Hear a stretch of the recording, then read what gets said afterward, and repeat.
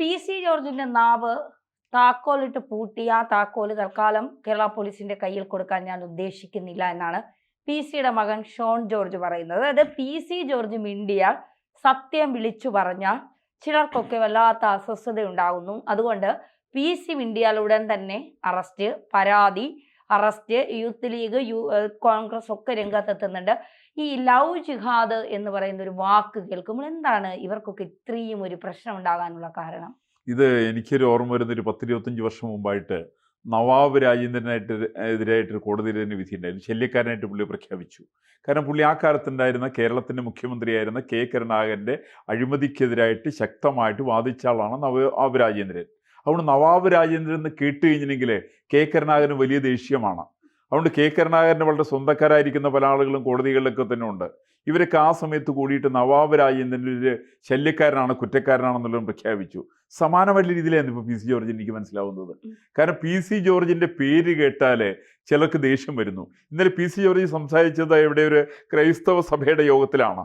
അതിനകത്ത് അദ്ദേഹം 2-3 വട്ടം പറയുന്നുണ്ട്, എനിക്ക് അനുവദിച്ച സമയം 7 മിനിറ്റാണ്. 7 മിനിറ്റ് സമയത്തിനിടയ്ക്ക് അദ്ദേഹം പറഞ്ഞ കാര്യങ്ങൾ എന്തൊക്കെയാണെന്നുള്ളത് നമ്മൾ കേൾക്കേണ്ടതാണ്. ഒന്ന്, അദ്ദേഹം ലവ് ജിഹാദിനെ കുറിച്ചിട്ടുള്ള ഒരു വരി മാത്രം സൂചിപ്പിച്ചു. രണ്ടാമത് 40ഓളം പേരെ തിരികെ കൊണ്ടുവന്നതിനെ കുറിച്ചിട്ട് അദ്ദേഹം സംസാരിച്ചു.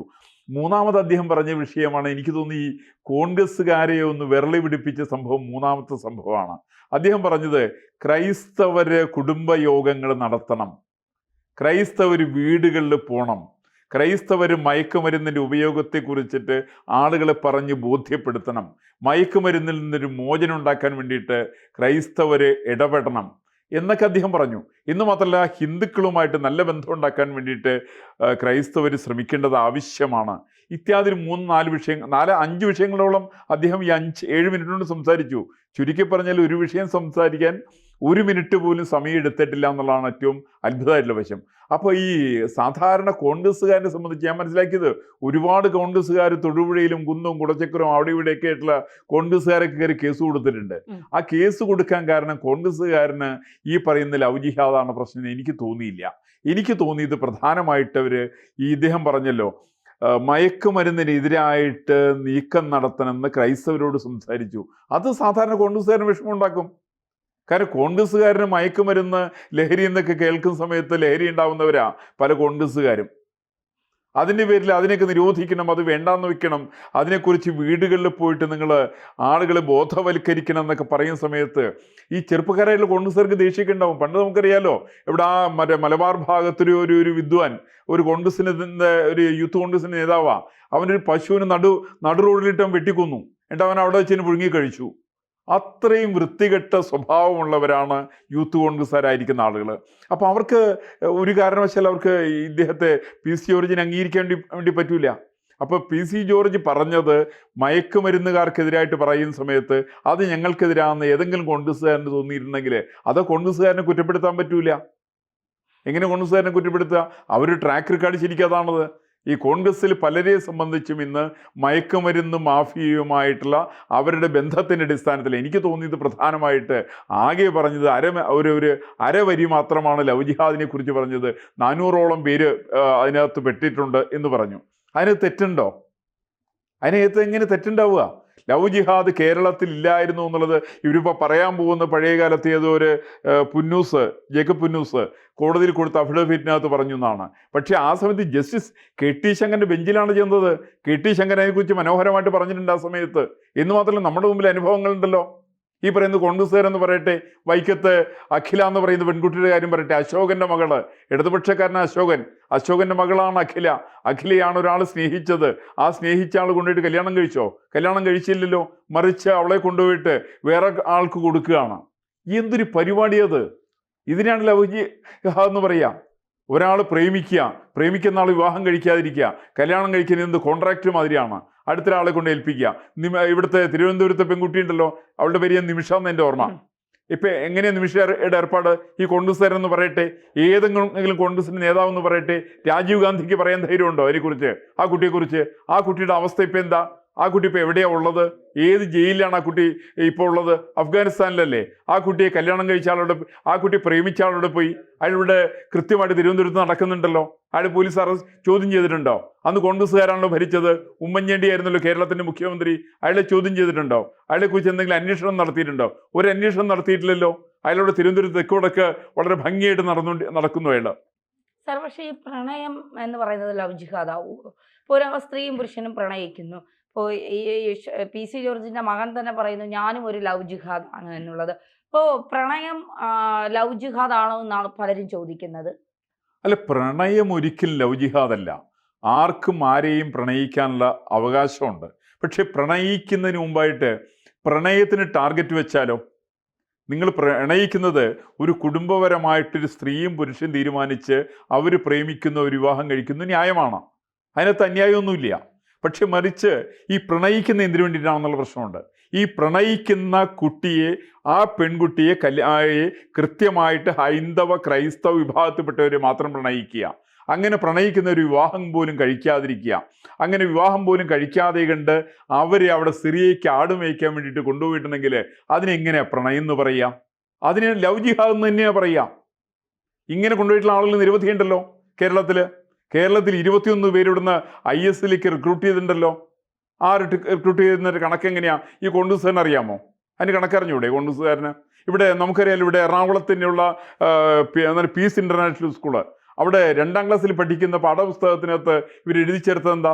നിന്റെ അടുത്തിരിക്കുന്ന കുട്ടി, ആ കുട്ടിക്ക് കൊടുത്തിരിക്കുന്ന ചോദ്യമാണ്, നിന്റെ അടുത്തിരിക്കുന്ന കുട്ടി ഒരു ക്രൈസ്തവ വിഭാഗത്തിൽപ്പെട്ട കുട്ടിയാണ്, ആ കുട്ടിയെ മതപരിവർത്തനം നടത്തണമെങ്കിൽ ആ കുട്ടി എന്തെല്ലാം കാര്യങ്ങളാണ് പഠിക്കേണ്ടത്? ഇത് 2ാം ക്ലാസ്സിൽ പാഠപുസ്തകത്തിൽ പഠിപ്പിക്കേണ്ട കാര്യങ്ങളാണോ? ഇതിനൊക്കെയാണ് തീവ്രവാദം എന്ന് വിളിക്കുക. ഈ തീവ്രവാദത്തിന്റെ ഭാഗം തന്നെയാണ് ലവ് ജിഹാദ്. ഇപ്പൊ നമുക്കറിയാലോ, പഴയ കാലത്ത് മാധവിക്കുട്ടിയുടെ വിവാഹം. മാധവിക്കുട്ടി പ്രേമിച്ച ആളാരാണ്? മാധവിക്കുട്ടിക്ക് വയസ്സ് 67, പ്രേമിച്ചയാളുടെ വയസ്സ് 45. അദ്ദേഹം പലവട്ടം വിവാഹം കഴിച്ചിട്ടുള്ള ആള്. അങ്ങനെയുള്ള ആളെ കുറിച്ചിട്ടാണ് പിന്നെ പിൽക്കാലത്ത് സിനിമ വന്നല്ലോ.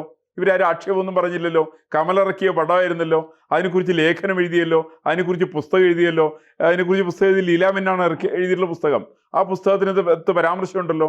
അത് ലവ് ജിഹാദല്ലേ? പിന്നെ അതിനകത്തൊരു പക്ഷേ മാധവിക്കുട്ടിയുടെ മകൻ പണം വാങ്ങിച്ചു എന്നിട്ട് അതിന് സമ്മതിച്ചു എന്നൊക്കെ ചില ആളുകൾ ആക്ഷേപം പറയും. എനിക്കറിയില്ല അതിനെക്കുറിച്ചിട്ട്. മറ്റേ MD നാലപ്പാട്, അത് ചിലപ്പോൾ ശരിയാണോ തെറ്റാണെന്ന് എനിക്ക് അറിഞ്ഞൂടാ. ഏതാണെങ്കിലും MD നാലപ്പാട് പണം വാങ്ങിച്ചുകൊണ്ടാണ് ആ കേസ് ഒത്തീർപ്പാക്കിയെന്നൊക്കെ ഞാൻ കേട്ടിട്ടുണ്ട്. പക്ഷെ ഏതാണെങ്കിലും ലവ് ജിഹാദ് ഉണ്ട് എന്നുള്ളതിൻ്റെ നമ്പർ 1 തെളിവാണ് മാധവിക്കുട്ടി.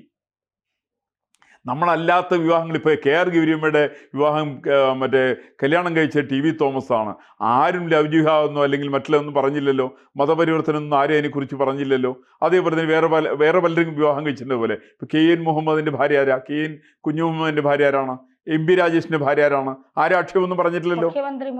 മകൾ ആ വീണ വിവാഹം കഴിച്ചത് മുഹമ്മദ് റിയാസാണ്. ലവ് ജിഹാദ് എന്ന് അവിടെ ആരും പറഞ്ഞിട്ടില്ല. പക്ഷേ ലവ് ജിഹാദ് വേറെ ഒന്നുണ്ട്.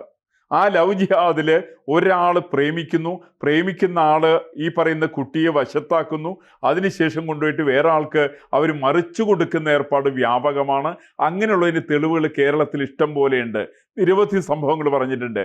അത് PC ജോർജ് പ്രഭാഷണത്തിന്റെ, അദ്ദേഹത്തിന്റെ KCBC സമ്മേളനത്തിലെന്ന എൻ്റെ ഓർമ്മ, ആ സംസാര മധ്യേ അദ്ദേഹം പറഞ്ഞ ഒരു വാക്കെടുത്തിട്ട് കേസ് കൊടുത്തിട്ടുണ്ടെങ്കിൽ ആ കേസിന്റെ പിന്നിൽ കോൺഗ്രസ്സുകാരന്റെ ലക്ഷ്യം വേറെ പലതുമാണ്.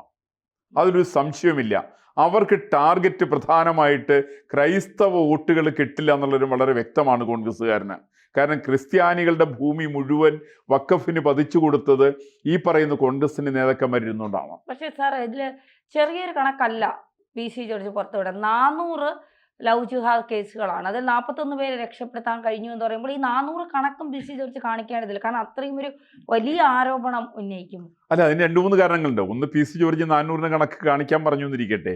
ഇവർ പറയുന്നത് ഇപ്പം ഇല്ല എന്ന് പറയുന്നുണ്ട്. ഇല്ല എന്ന് പറയുന്ന ആൾക്ക് വൈക്കത്ത് സംഭവം ഇല്ല എന്ന് പറയാമോ? അല്ലെങ്കിൽ തിരുവനന്തപുരം സംഭവം ഇല്ല എന്ന് പറയാമോ? അങ്ങനെ സംഭവങ്ങളുണ്ടല്ലോ. കേരളത്തിൽ നിരവധി സംഭവങ്ങൾ നടന്നതായിട്ട് പലരും അതിനെക്കുറിച്ച് സൂചിപ്പിച്ചിട്ടുണ്ടല്ലോ. അങ്ങനെയാണെങ്കിൽ എത്ര സംഭവങ്ങൾ നടന്നിട്ടുണ്ട്? ആ സംഭവങ്ങളുടെ കണക്കുകൾ ഈ സർക്കാരൊന്ന് സൂചിപ്പിക്കട്ടെ, ഈ പറയുന്ന കോൺഗ്രസ്സുകാരും സൂചിപ്പിക്കട്ടെ. അവരുടെ ഭരണകാലത്താണല്ലോ ഇതൊക്കെ നടന്നത്. അപ്പോൾ ആ കാലത്ത് നടന്നിട്ടില്ലേ? ആ കാലത്ത് നടന്നതും ലവ് ജിഹാദ് തന്നെയാണ്. അപ്പം അതിന് പേര് വിളിക്കുന്ന ലവ് ജിഹാദ് എന്ന് വിളിക്കുന്നത് ശരിയാണോ ഇല്ലയെന്നുള്ളതാണ് പിന്നത്തെ പ്രശ്നം. നിങ്ങൾ ലവ് ജിഹാദ് തന്നെ വിളിക്കും. ഈ പറയുന്ന നർക്കോട്ടിക് ജിഹാദ് എന്നും ലവ് ജിഹാദ് എന്നൊക്കെ പേര് പറഞ്ഞത് PC ജോർജ് മാത്രമല്ല, പാലാ ബിഷപ്പ് അതിനെക്കുറിച്ച് അത് തന്നെയാണ് പറഞ്ഞത്. പാലാ ബിഷപ്പ് മാത്രമല്ല, വേറെ പലരും അതിനെക്കുറിച്ച് സൂചിപ്പിച്ചിട്ടുണ്ട്. പലരും സൂചിപ്പിച്ചിട്ടുണ്ട് അതിനെക്കുറിച്ച്. വേറൊരു ഭാഷയിലാണെങ്കിൽ പോലും വെള്ളാപ്പള്ളി നടേശനും സുകുമാരൻ നായരോടൊക്കെ അടക്കം അതിനെക്കുറിച്ചിട്ട് പലവട്ടം പരാമർശിച്ചിട്ടുണ്ട്. അപ്പോൾ ഇതെങ്ങനെ തെറ്റാവുക? ഇതൊരു വസ്തുതയാണ്, ഇതൊരു സത്യമാണ്, ഒരു പകൽ വെളിച്ചം പോലെ വ്യക്തമാണ് ഈ സംഭവം. അപ്പം അതുകൊണ്ട് ഇതല്ല എന്ന് പറയുന്ന സമയത്ത് ഇത് അല്ലാതിരിക്കാൻ വേണ്ടിയിട്ടുള്ള കാര്യങ്ങൾ ബോധ്യപ്പെടുത്തുവാനുള്ള ധാർമ്മികമായിട്ടുള്ള ബാധ്യത ഇവിടുത്തെ സർക്കാരിനെ സംബന്ധിച്ചുണ്ട്. ഇത് നടത്താതിരിക്കണം, ഇത് നടക്കാതിരിക്കണം. ആ നടക്കാതിരിക്കാൻ വേണ്ടിയിട്ടുള്ള പദ്ധതികൾ ആസൂത്രണം ചെയ്യുന്ന സർക്കാരാണ്, ഇവിടുത്തെ പ്രതിപക്ഷ പാർട്ടികളുമാണ്. ഈ രണ്ടുപേരും തമ്മിൽ ഹിന്ദുവിൻ്റെയും ക്രിസ്ത്യാനിയുടെയും മെക്കെട്ട് കയറാൻ ശ്രമിച്ചാൽ വഖഫിൻ്റെ പ്രശ്നം തന്നെയാണ് ഇതും അതിശക്തമായ രീതിയിൽ, സംഘടിതമായിട്ടുള്ള രീതിയിൽ ഇതിനെ നേരിടാൻ വേണ്ടിയിട്ട് ഹൈന്ദവ ക്രൈസ്തവ ശക്തികൾ തയ്യാറാവുന്നവരെ കുറ്റപ്പെടുത്താൻ വേണ്ടി സാധ്യമല്ല.